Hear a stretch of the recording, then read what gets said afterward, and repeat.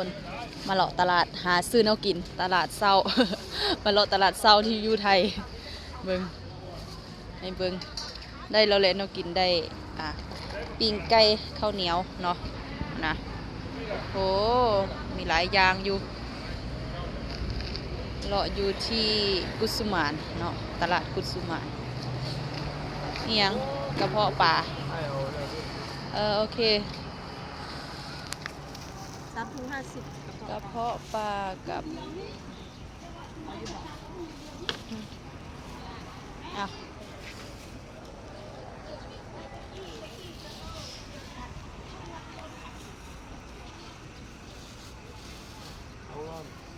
บ่กินบ่เป็นไปพูดพากันนอนค้างคืนอยู่ที่กุสุมานบ่ายเราที่ก็เดี๋ยว มันรถจอดอยู่คุณนอนหน้าโรงเรียนเด็กน้อยไปบัดนี้ได้แนวกินแล้วทุกคนพากันหอบแนวกินอ้อยๆขึ้นรถพ่วงไปหาตักข้าวเนาะ